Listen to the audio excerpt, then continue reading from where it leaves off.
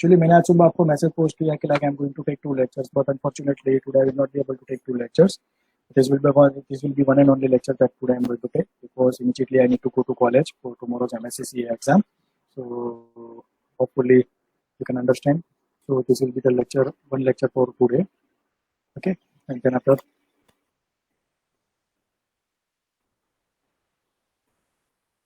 yeah.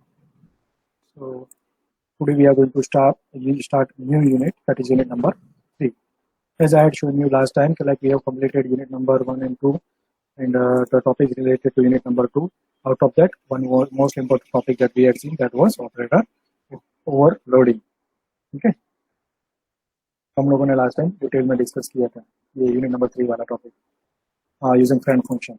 Okay, और मैंने बोला था कि लाइक ये लास्ट टॉपिक रहेगा, इसके बाद जो होगा वो धीरे धीरे हम लोग यूनिट नंबर 4 की ओर बढ़ेंगे. So today we are going to start this unit, that is inheritance.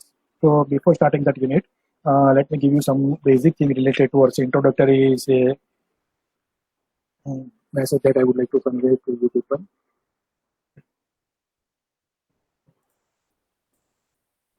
So accordingly, when we are considering this, any kind of class definition. So class के जो main component होते हैं उसके अंदर क्या लिखते हैं हम लोग, class.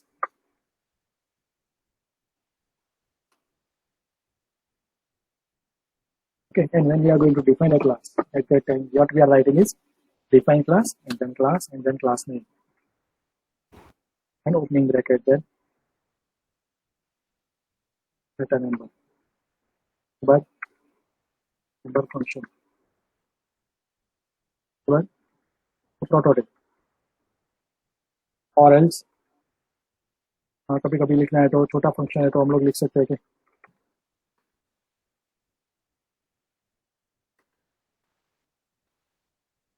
Definition, right. तो ये हम लोग ऑलरेडी काफी टाइम से करते हैं, सेव बिफोर कंस्ट्रक्ट करते हैं. यहाँ पर मैं साथ लिख देता हूँ कंस्ट्रक्टर एल्स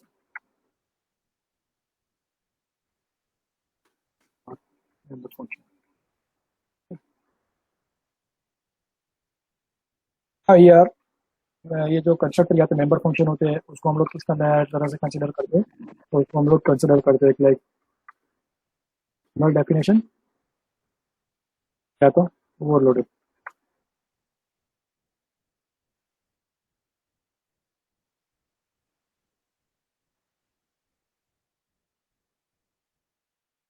एंड फाइनली हम लोग ये क्लास को खत्म करते हैं सेमीकोलन के साथ.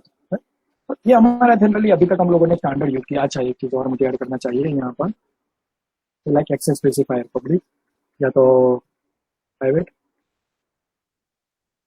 या तो प्रोटेक्टेड, इनमें से कोई भी एक एक्सेस स्पेसिफायर रहेंगे. इस तीनों को हम लोग क्या बोलते हैं generally,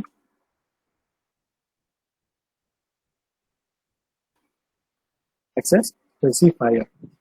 Okay, means whatever the data member or member functions that we are going to define and use, that will be considered as either public or private or protected. तो हम लोग ऐसे लिख सकते हैं कि लाइक सपोज यहाँ पर ये जो इसी एग्जांपल के अंदर मैं बताऊँ तो public and then data sorry private and then data member and public and then member function. So in this way we can write it down and accordingly that can be considered. So this is considerable and accordingly we can use this data member as well as member function in this way. Okay, so whatever the data members or the constructor that I would like to use, that I can write in in this particular area, and accordingly whenever I am going to use this, at that time it may going to be considered for that particular type. So private can be considered as access specifier as well as here public is also considered as access specifier. Just a minute. Hello.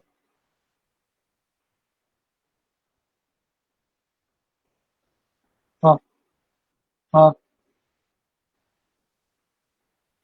हाँ, yes for sure. हाँ, yes yes.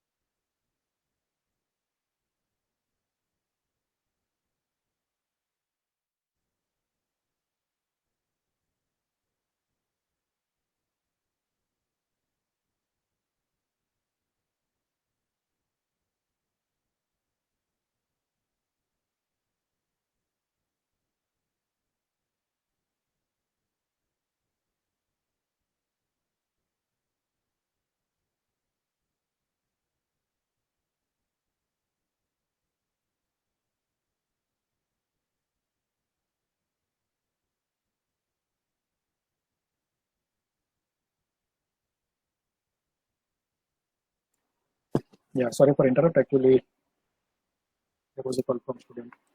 Yeah. तो accordingly इतना तो आपको समझ में आ रहा होगा आपकी, लाइक ये तो आप लोग ऑलरेडी करके आए हो और आप लोगों ने किया है और हम लोग उसी तरह से कंसिडरेशन में ले रहे हैं। तो होपफुली लाइक ये चीज़ हमें अभी आपका यहाँ पर आपके लिए लिखा है दैट उतना आपको समझ में आ गया होगा। Yes everyone. Yes sir. Okay good. अब यहाँ पर हम लोग क्या करने जा रहे हैं, देखो अभी यहाँ से हमारा थोड़ा जर्नी चेंज हो रहा है या जो अपना जो कॉन्सेप्ट है वो चेंज हो रहा है। ओके। अब यहाँ पर हम लोग जो करने जा रहे हैं उसके अंदर हम लोग क्या करेंगे कि like we can have more than one class inside which we can use private data member or else member function of single one class into another class। और वो कैसे करना है उसका पूरा स्ट्रक्चर मैं आपको थोड़ा बता के बताता हूँ। से for example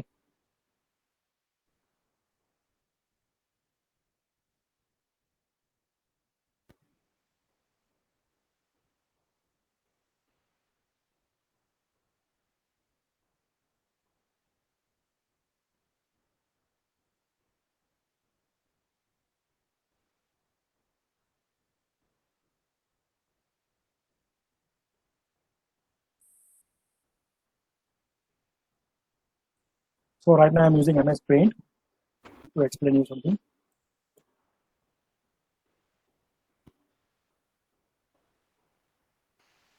so this is my class इसका नाम है क्लास 3।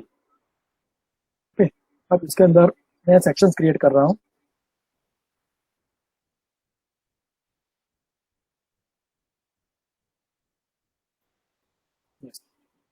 क्लास 3।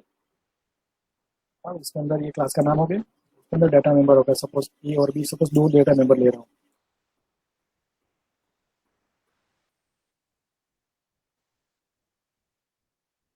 और अपनी जो स्टैंडर्ड मेथड है जो हम लोग हमेशा अंडरस्टैंडिंग के लिए यूज करते हैं वो वाली मेथड में ले रहा हूँ।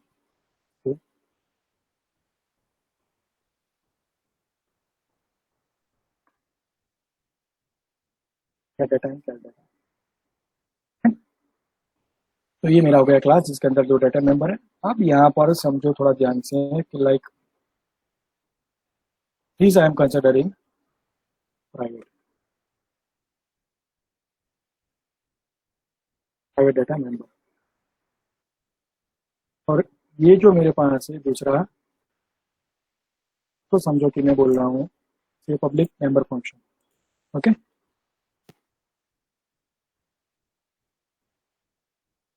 अब यहाँ पर ये चीज आपको समझनी है कि लाइक अभी इसमें पार्शियल प्राइवेट है पार्शियल पब्लिक है, पूरा पब्लिक डाटा है, पब्लिक डाटा मेंबर है, पब्लिक मेंबर फंक्शन है, then there is no issue. Now the thing what's a matter is like I would like to define another class that is class B, for example class B, और उसके अंदर उनके कुछ data member भी ले रहे हैं जैसे यहाँ पर पूरा लिया है सेम वे। तो यहाँ पर उसका भी एक सेक्शन ले लेते हैं जैसे प्राइवेट और पब्लिक सेम जैसे ऊपर लिया है इसे ही। तो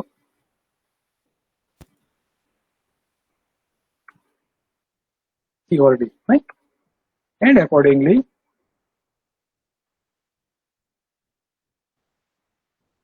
इनका भी एक मेंबर फंक्शन का एरिया होगा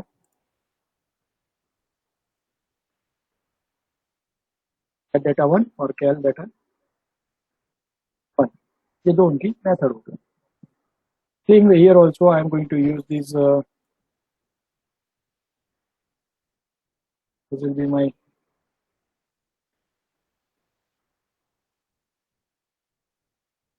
private and public number। Now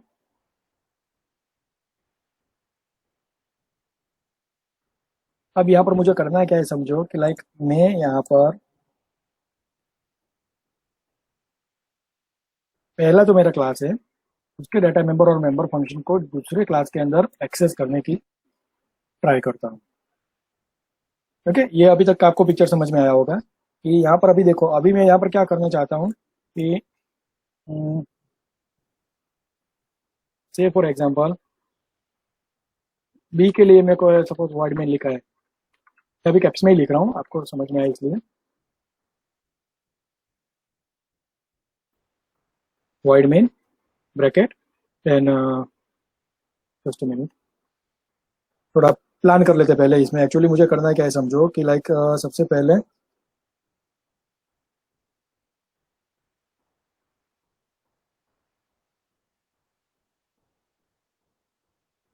पहले समझो कि लाइक यहाँ पर मुझे करना क्या है कि मुझे डाटा मेंबर एक्सेस करना है, मेंबर फंक्शन भी एक्सेस करना है।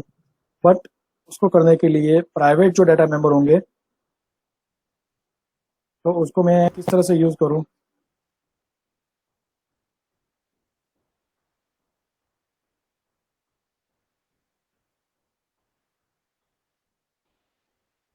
तो वॉइड मेन के अंदर जनरली हम लोग क्या करते हैं, सपोज बी का मुझे कुछ भी काम है तो मैं बी का ऑब्जेक्ट बनाता हूँ, ए का मुझे कुछ काम है तो ए का ऑब्जेक्ट बनाता हूँ। जबकि यहाँ पर मुझे करना क्या है, ए और बी दोनों को साथ में लेके चलना है, क्लास ए और क्लास बी, और दोनों के डाटा मेंबर और मेंबर फंक्शन को भी मुझे यूज़ करना है। तो मैं किस तरह से करूँ।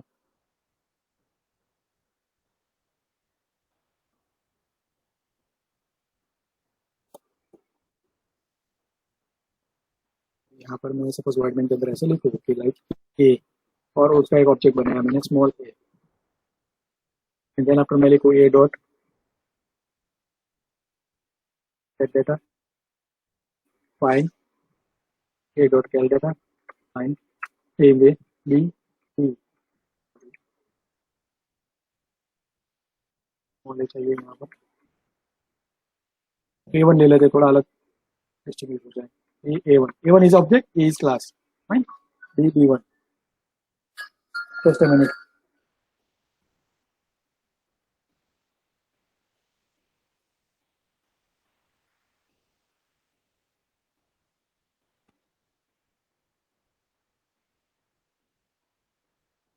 Just a minute. हाँ सर, क्लास चालू नहीं क्लियर कर पाएगी। हाँ बोल, हाँ हाँ हाँ।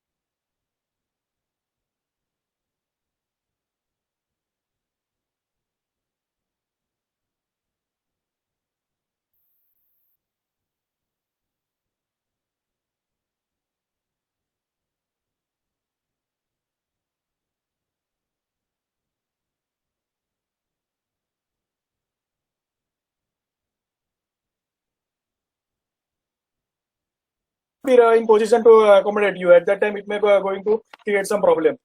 So accordingly, it is better like you just post that matter, and accordingly, then after once again we will see like which one is the best option for you, isn't it? But you just post a message right now, just हाँ अभी just एक बार post तो कर दो यार, बाद में अगर solve हो गया तो घर से कर लेना, no worry. हाँ but हाँ okay bye. Okay.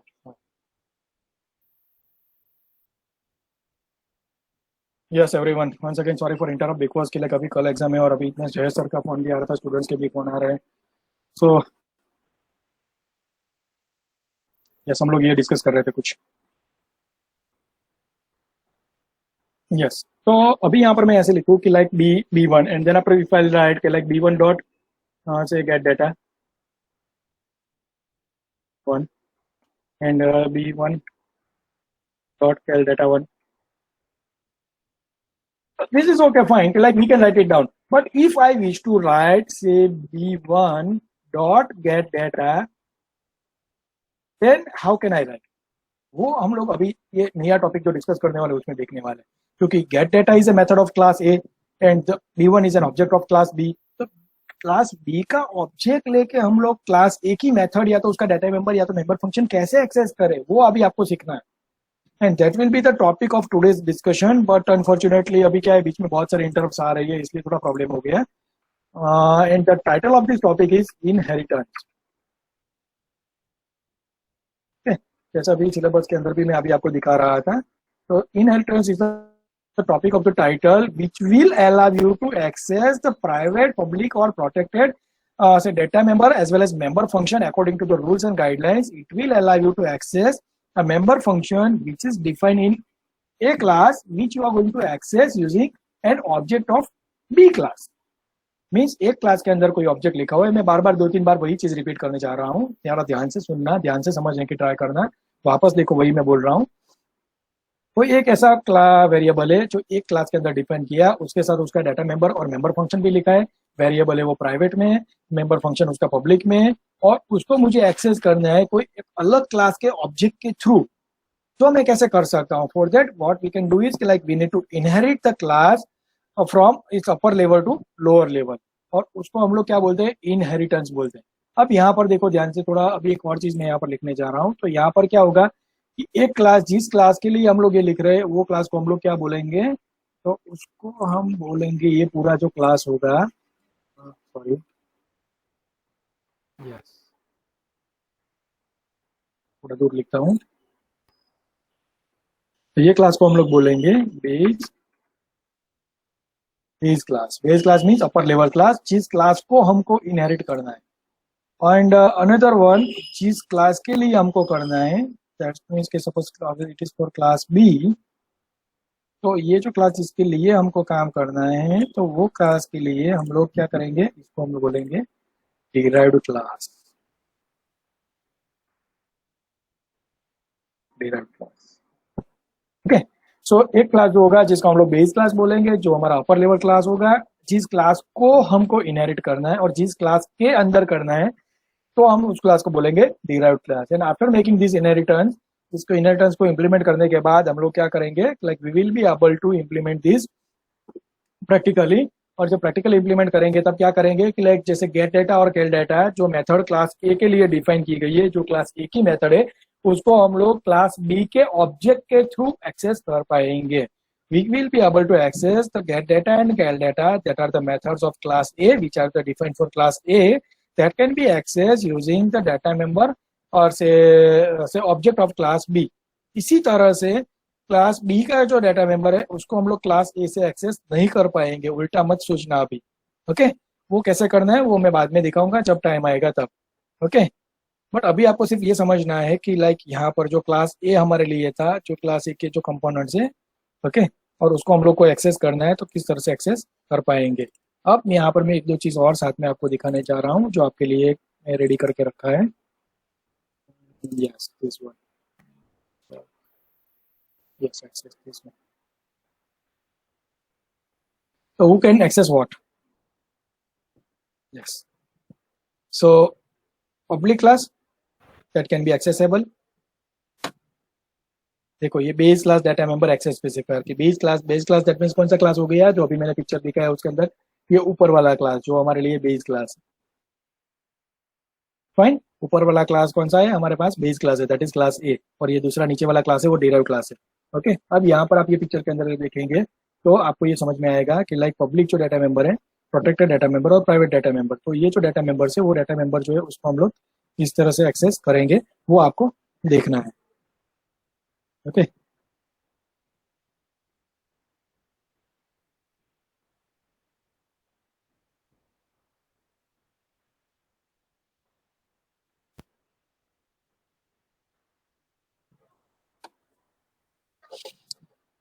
base class public access specifier, derived class public access specifier, then we can, okay, and जहां पर ये नॉट एक्सेसिबल लिखा है that means private data member और से member function which are defined in private section can not be access for derived class, but protected है तो वो एक लेवल तक एक्सेस करेंगे, प्राइवेट है तो उसके लेवल तक एक्सेस करेंगे। ओके, तो कैसे करेंगे वो तो हम धीरे धीरे एग्जांपल्स देखते जाएंगे, ये टॉपिक आपके लिए नहीं है, जैसे जैसे इसके साथ फेमिलियर होते जाएंगे तो आपको पता चलेगा। ये एक और एग्जांपल है, यस, क्लास व्हीकल। ओके, तीन मेंबर फंक्शन लिखे हैं, fuel, capacity and apply brake, class bus, class car, class truck, and accordingly these are the three subclasses. Fine, so these are the member methods that we would like to access for this particular class। तो यहाँ पर आप देख सकते हो कि whatever the generalise data, generalise in the sense जो common data है जो सबके लिए एप्लीकेबल है वो वाला डाटा हम लोग डायरेक्टली यूज करेंगे, और बाकी का डाटा जो है वो हम लोग वन बाय वन एक्सेस करेंगे। तो स्पेसिफिक डाटा जो बस है तो बस के लिए सपोज से पैसेंजर कैपेसिटी 50 की होती है, कार के लिए पैसेंजर कैपेसिटी अलग होती है, ट्रक के लिए कैपेसिटी से लोड कैरिंग कैपेसिटी होती है in place of passenger carrying, तो अलग अलग प्रॉपर्टीज होती है, अलग अलग कैरेक्टरिस्टिक्स होते हैं, अकॉर्डिंगली उसके हिसाब से वो काम करते हैं। ओके, सो ये पूरा समझना क्या है आपको कि whatever the generalise things that we can define in this particular class and whatever the specialise thing that we can define in this, and by putting both the thing together, both the thing in the sense like इसका जो data है class A का data और class B का data, that means upper level class, base class और derived class, दोनों का data मिला के हम लोग पूरा कैलकुलेशन कंप्लीट कर सकते हैं। तो hope you are getting this, concept समझ में आ रहा होगा। ओके, एक और मैं एग्जांपल लेके समझाऊं आपको, इसको जरूरत नहीं जाने की।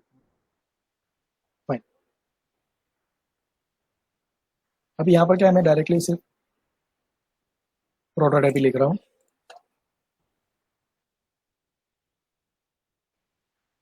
स्टूडेंट्स,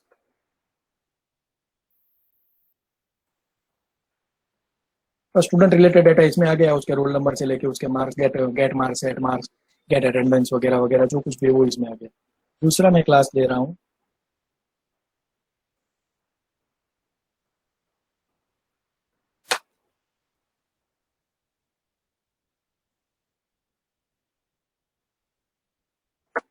ये एक कंपोनेंट हो गया, दूसरा कंपोनेंट हो गया, तीसरा एक कंपोनेंट ले लो, और तीसरा एक क्लास ले रहा हूँ तो इसका नाम मैं बना रहा हूँ सपोज से result.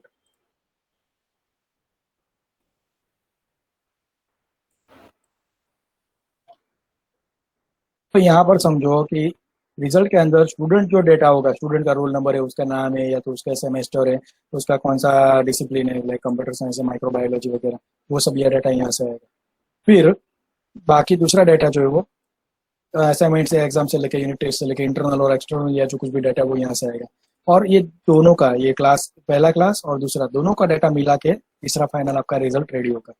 Okay, so few common data will be available from upper level class and बाकी का डाटा जो है वो लोअर लेवल क्लास के थ्रू आएगा। फाइन, उस तरह से हो गया। तो hope you are getting this, ये समझ में आ रहा है आपको? Yes everyone? Yes, sir.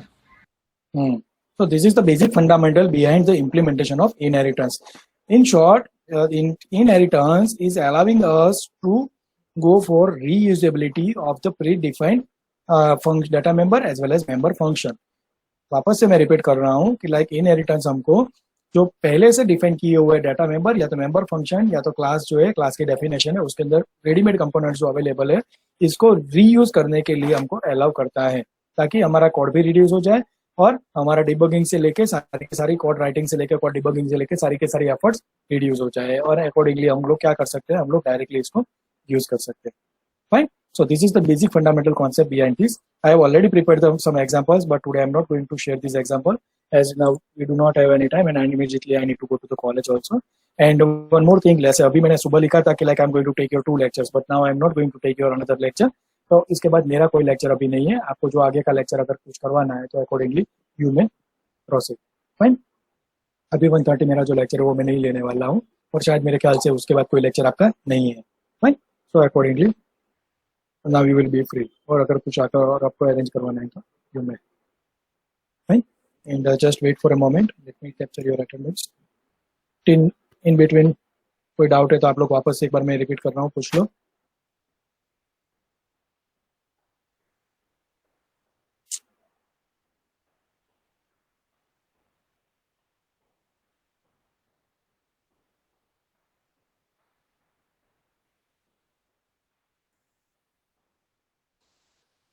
Fine. So attendance is captured. So if you have no doubt, you may leave.